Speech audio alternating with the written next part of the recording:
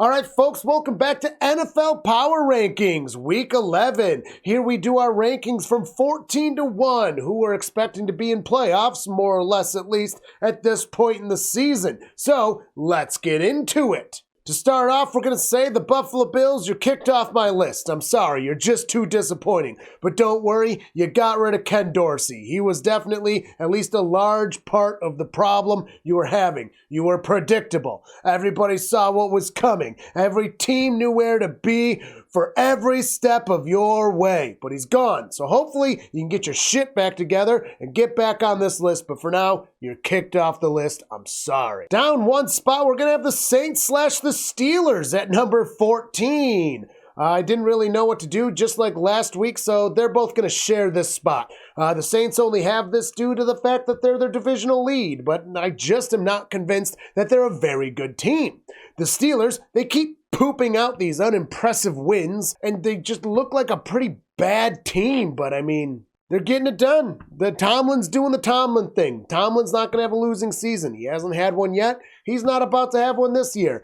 Somehow they're second in our division, so they get to be on the list kind of, at least in the end, but I really don't think they're going to make playoffs. I think they're going to be like other Steelers teams we've seen where they do kind of okay and then poop out in the end. Up one spot at number 13, we're going to have the Minnesota Vikings. Good job on the win. A 5-win streak. 2 wins with Josh Dobbs under there. That's right. 108 more total yards than the Saints they're playing this week. They got 3 touchdowns in just 1 quarter, including Dobbs running one in himself. Let's keep that going, Vikings. You need to keep that momentum going. 5-win streak. Your second place, your division. Only 1 win away from the Lions. Now, I don't think that you're going to take the division from the Lions, but at this point in time, you're looking like a tasty wild card team, so keep that up. Don't forget to pour yourself a fresh subscription to TSST. At number 12, staying the same, we're going to have the Seahawks.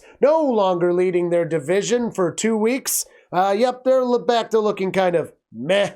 And congratulations, you got to beat a meh Commanders team this week by a single kick at the end of the game. One of 6 games that ended that way. You get to stay on this list, and I won't rule you out for the playoffs, but I think you've got an uphill climb at this point. You did wind up getting 120 rushing yards and 489 overall yards in your game this week, which is pretty darn good. So you really did earn the spot on the list, but you're gonna have to work harder to keep it. So number 12 for the Seahawks. Down 7 spots at number 11, we're gonna have the Jaguars. And oh, how the mighty have fallen. Just a terrible week for you guys. I mean, good thing for you that the Bills have decided to shit the bed and leave the list, because you're on your way out of here. Honestly, the Bills looked better than you did, though, because you played the 49ers and managed to score 3 points. Does this count as a 7th game that was won by a kick? I mean, it's kind of the opposite of, like, you got only a kick. I don't know, whatever. You had 4 turnovers, 5 sacks, and 5 punts. I'm not sure that the Jaguars even tried to win this game. They did spread the ball around, which is always nice to see, but they need to get the ball in hands that are gonna get the plays done. You lacked an effective rushing game as well, so hopefully it's just a bad week. I think the Jaguars are a pretty good team. I think they're going to be able to recover from this one, but for now, down to number 11. Down 4 spots at number 10, I'm going to have my Bengals. I mean, it's kind of curious to think, like, what if the entire division makes the playoffs? And like, what if the entire divisional round was just AFC North teams? That'd be insane. Either way, the Bengals used 10 targeted receivers, 8 of them with catches. Chase had 124 yards and Boyd with 117. Would have been nice to have gotten the win, but we didn't. A dropped pass from Boyd in the end zone right at the end of the game, that probably would have sealed it. He kind of had bad hands during this game. The run was completely ineffective out of us against the Texans. It was kind of rough to see. Hopefully we learn from this game, make some improvements on the whole game management aspect. Honestly, we should have gotten that win, but we didn't. We let the Texans outplay us. CJ Stroud looked absolutely immaculate. So you guys, you Texan fans, you should be pretty happy with that. But overall, this was a nice hayburner. And Money McPherson, 100% on the day. So there were some bright spots in this. I think the Bengals did play a good game overall. We got to get a couple things right as we go forward. The Texans just outplayed us.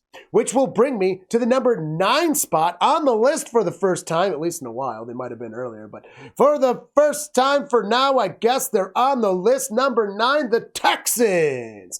Totaling 544 yards to the Bengals, 380 total yards. Absolutely destroyed us in the running game with Singletary just going off. 188 rushing yards. 66 out of the Bengals. Not good. And Singletary had 150 of those yards. Oh my God. Imagine what he could have done on the Bills if they weren't allergic to the run. Oh my God. If you guys keep this up, you are going to be in the divisional round this year. And next year, you'll be doing even better. So good job, Texans. Honestly, good for you guys. Good job, Texans. You're at number 9. You're on the list. Good job. Up 2 spots at number 8, we're going to have the Cleveland Browns. Good job coming back, making up the deficit in the second half of this game against a very good divisional opponent in the Ravens. The Browns are red hot right now. That defense is something you do not want to encounter. Deshaun, they're not the best offense in the world. Chubb is, of course, out. I say this every single week. But they are being effective. They're being relatively safe with the ball. They're keeping in these games. The offense is as effective as it needs to be. Plus, Ford and Hunt are doing a very good job as the backup running backs, or the starting running backs at this point, I suppose. There were a few oopsies out of the offense, but they stayed in it, got back in it, and 10 minutes longer time of possession than the Ravens had. And that is the way to bleed the clock. You have to do that with a team like the Ravens. You give them time, they're going to nickel and dime you with the scores. Justin Tucker's just a good kicker. He's going to get those points on the board. But you keep the ball away from them, boom, you've got it, and the Browns have it. Also, extra style points for beating the Ravens with a last-minute kick. Amendola, 100% on the day for you guys, and beating the Ravens on a last-minute boot, ooh, that's got to sting for Baltimore. At number 7, staying the same is going to be the Dolphins. They were on bye, so there's nothing to talk about. Up 5 spots at number 6, I'm going to have them boys. And there you go, making the Giants look like crap again. No vegetables for the boys. Protein only. The Giants are crap, to be clear, so, I mean, you did good. You did what you're supposed to, but it's not that impressive of a win, I guess. But it's still enough to put you up a bunch of spots on this list, as a bunch of good teams actually got some losses. And you made sure that the Giants knew that they're crap. 472 passing yards. The Giants 61, though. That's impressive no matter who you're playing. Yeah, 640 total yards to 172. 8.3 average yards per play to a measly 3.1. And an entire quarter worth of time, more possession of the ball than the Giants. Holy crap.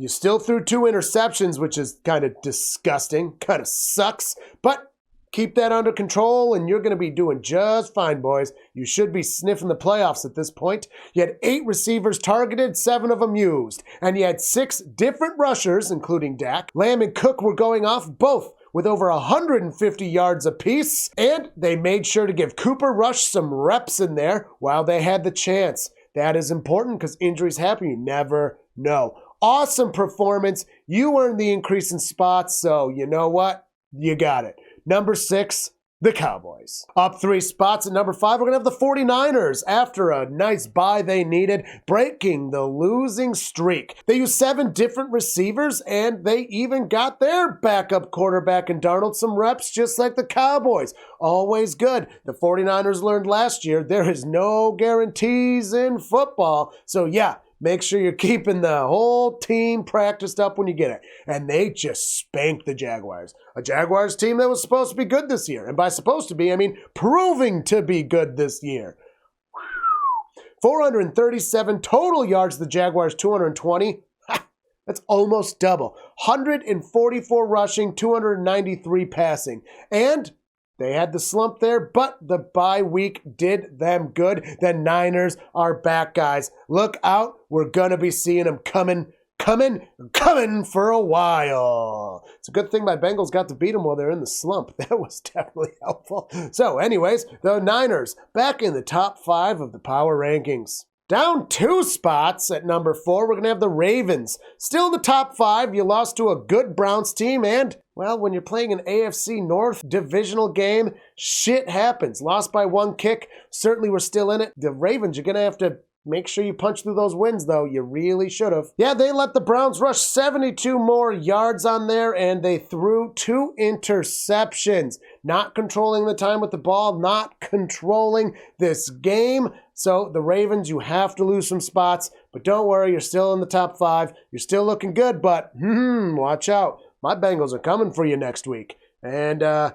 you lose to us, there's going to be a big shakeup in these power rankings. But for now, still in the top 5 at number 4, the Ravens. Up 2 spots at number 3, we're going to have the Chiefs. Now, my normal bye rule is that any team that was on bye stays in the same spot. But some of these higher up teams just had these bad losses, and just I couldn't keep the Chiefs below 5. That just seemed wrong. So they actually got to move up 2 spots without doing a goddamn thing. So, hey, Chiefs, you're at number 3. Up 1 spot at number 2, we've got the Lions. That's right, you're back in the top spots of my power rankings. I never lost faith in you, not for a second. Don't go back and watch my videos where I lose faith in the Lions, because it didn't happen. Gaslighting works, guys. That's right. What a game! The Chargers actually held in it for the entire time, too. There was over 300 passing yards on both sides of the ball, but the Lions had 533 total yards, including 200 yards rushing.